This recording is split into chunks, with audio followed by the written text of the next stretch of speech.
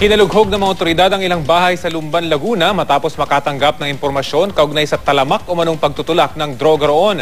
May ulat on the spot si Jay Sabale. Jay? Bago pa sumikat ang araw ay tumulak na ang mga Police Provincial Office ng Laguna. Papunta dito sa may barangay Maytalon, Una, Lumban, Laguna upang mag-serve ng 8 search warrant na may kinalaman sa illegal na droga. Mabilis na pinalabutan ng mga pulis sa mga bahay, pero saan binuksan ng mga gate, ang ilan umakyat pa sa bubungan. Agad i-detain ang mga nadat ng tao sa mga bahay. Sa huli, 5 sa 8 target ng search warrant ang nahuli.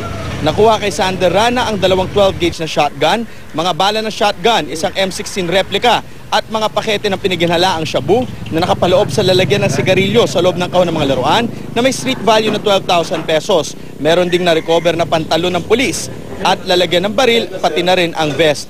Huli rin si Ricardo Rana alias Ojap, na-recover mula sa kanyang tirahan, isang caliber 22 rifle, mga bala, buto ng pinaghihinalaang marijuana, ilang pakete ng pinaghihinalaang shabu na may street value umano na 12,000 pesos, holster ng baril at ilang bladed weapon.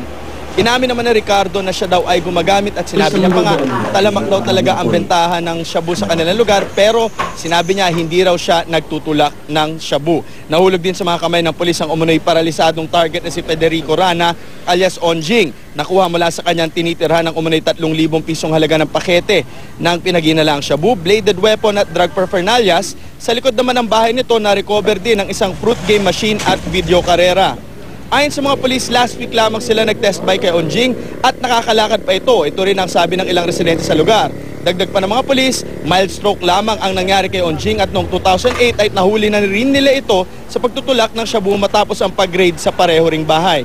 Samantala, iyak naman ang iyak si Michelle Ubando. Kinakasama ng arestong suspect na si Lor Reyes dahil umano sa hindi kanila ang nakitang pakete ng pinaghinalaang shabu, anya pinlanta lamang daw iyon sa kanilang refrigerator. Nasa kustodiya rin ng polis si Alex Acido alias Totoy Acido na ngayon sinesearch pa ang kanilang mga bahay. Nagawa namang makatakas ng 3 suspect ng target na sina Auring Lakbay, Hilda Flores at Jonald Flores. Ayon naman kay Laguna Police Director Pascual Muñoz, marami na raw silang informasyon na natatanggap tungkol sa lantarang pagtutulak ng ilegal na droga sa lugar. Sabi niya nga, ang lugar daw ay ginagawang distribution center ng mga shabu dito sa kanyang probinsya na Laguna, pati na rin sa karatig na lugar. At matapos naman ang ginawang pagre-raid, nahuli rin ang 2 pang sinasabing runner ni Onjing. Ang pangalan nila ay si Jesse Aquino at Marister Valdez.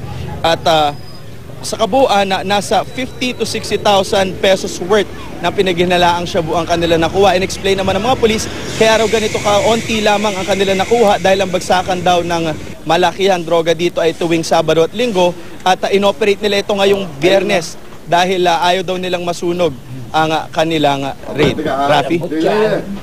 Maraming salamat, Jay Sabale.